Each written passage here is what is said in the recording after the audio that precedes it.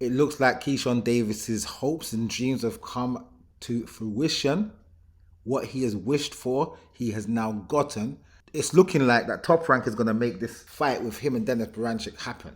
WBO lightweight champion Denys Berinchyk. I saw this article in Boxing Scene the other day, and it says Keyshawn Davis to face WBO lightweight champion Denys Berinchyk on February the 14th, assuming it's 2025. The article reads, Keyshawn Davis could become a world champion less than 4 years after a touted amateur career that culminated with a 2020 Olympic silver medal for the United States.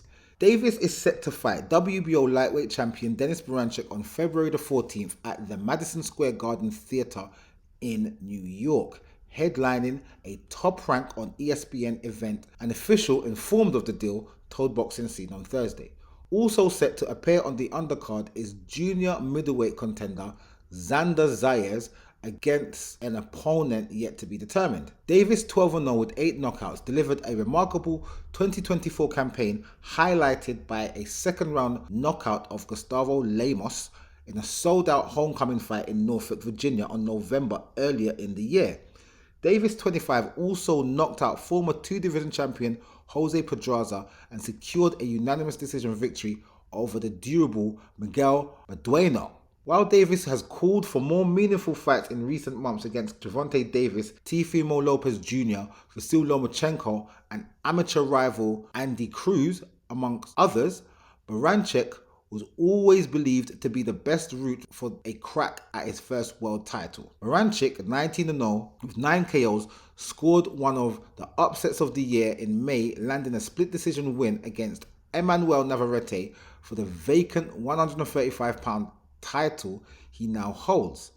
At the time, Berinchyk, a 2012 Olympic silver medalist for Ukraine, was making his United States debut, fighting for the world title for the first time as a heavy underdog. After the fight, Berinchyk, 36, called out Davis, and the two have seemingly been on a collision course ever since. On Saturday, Davis was ringside in Phoenix for Top Rank's show, headlined by Navarrete's comeback knockout win against Oscar Valdez for the WBO junior lightweight title.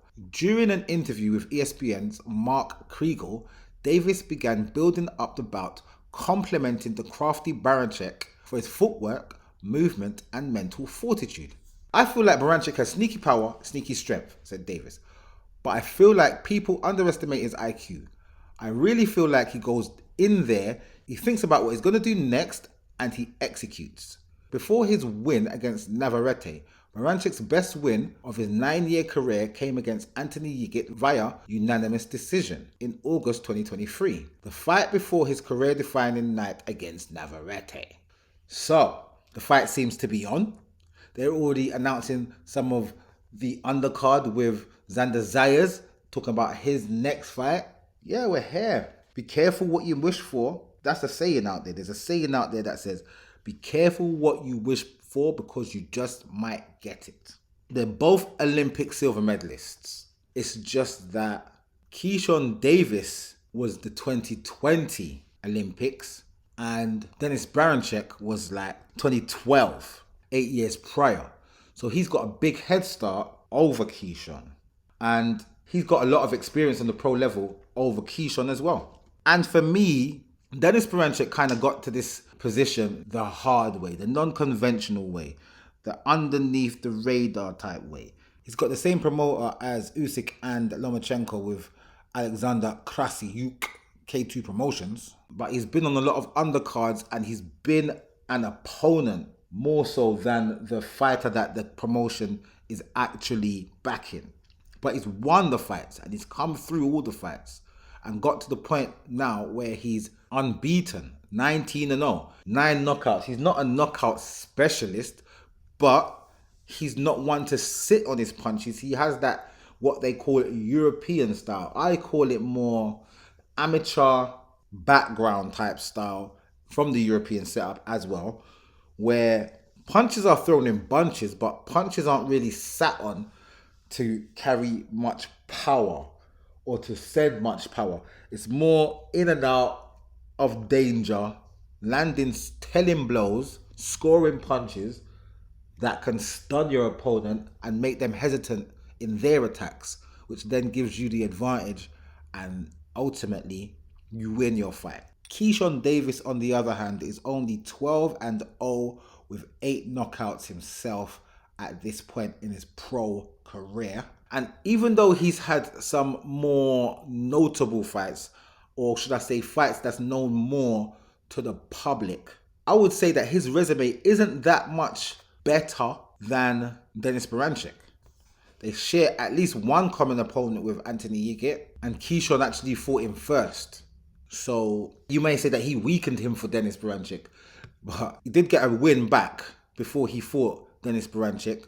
But it was like Keyshawn Davis lost, then a win, and then Denys Berinchyk lost. He got stopped TKO by Keyshawn, and he went the full distance with Denys Berinchyk. But that's not to say that Denys Berinchyk couldn't have knocked him out. It's just the style that he fights with isn't that style that's out there to knock out opponents, where Keyshawn is looking to get you out of there now. Very exciting boxer puncher. He boxes and he punches hard. Where Denys Berinchyk is more of he's more on his toes. He's not necessarily sitting down on his punches per se. He toggles between the boxer puncher and the pure boxer. He's not that economical with his punches, and he's not necessarily trying to dodge raindrops, but he is hard to hit with his movements and the angles that he delivers his punches from. And that makes him a very hard to work out opponent. Keyshawn Davis seems to have done his homework on him, because what he's saying is what I see. And I'm not trying to go on like I'm some big time Bert Sugar, George Kimball type boxing analysis, boxing writer type Donny. But what I find nowadays is a lot of boxers don't really watch film or study their opponent they're about to fight. And I basically do. I'm so sorry. I'm like that. I'm so sorry. The sport has captivated me to the point where I break down what fighters are doing in there to the best of my ability. Anyway, I digress. He's taken into consideration things like the IQ side of the situation, where he thinks about what he's going to do before doing it and then he executes it. This is where the footwork comes into play, where he can say, right, I'm going to go around that corner there and deliver a hook. I'm going to come back round over here and I'm going to deliver a straight backhand type stuff. And he's very effective with his tactics. I'm wondering if this is just a bit too soon for Keyshawn. I'm very much wondering that. I mean, as Floyd used to say, where Denys Berinchyk is concerned, I don't see no bells and whistles, no special effects. He's straight up and down, jab, jab, backhand, jab, jab, backhand. But the nuance is his footwork and his movement. That can bring his level up a few notches. At the same time, Keyshawn Davis is not to be underestimated, but I just feel that his experience at this level may come a cropper in his attempts to win this title. I'm going to talk about this more as the fight date approaches. But for now, I just wanted to bring to the attention of everyone that this fight is actually being made now. Madison Square Garden. I wonder if it's going to be in the big room. I'm sure it's going to be in the big room, because that crowd that he brought to his hometown in Virginia actually boosted his celebrity, combining that with the way that he dispatched of Lemos. And the more I think about that Lemos fight, the fact is Lemos was asked to come down to lightweight. He usually fights at super lightweight, but he was asked to come down to lightweight. And if you look at his record, he toggles between lightweight and super lightweight constantly. He's even fought as low as junior lightweight. So it wasn't an unusual request, and he accepted it, but he also came in heavier than even a super lightweight. If he was weighing in as a super lightweight, he would have been over the weight limit. So he came in a lot heavier. And that makes me question whether he was actually training for this fight or not.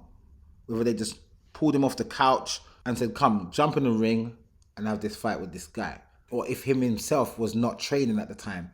And that for me can put a little dampener on this victory that Keyshawn had over Lemos. But at the same time, he's beaten him, and now the expectations are there, and he's been calling for a championship fight, and now he's got it. So, congratulations. Let's see how it goes, and I'll see you guys in the next video.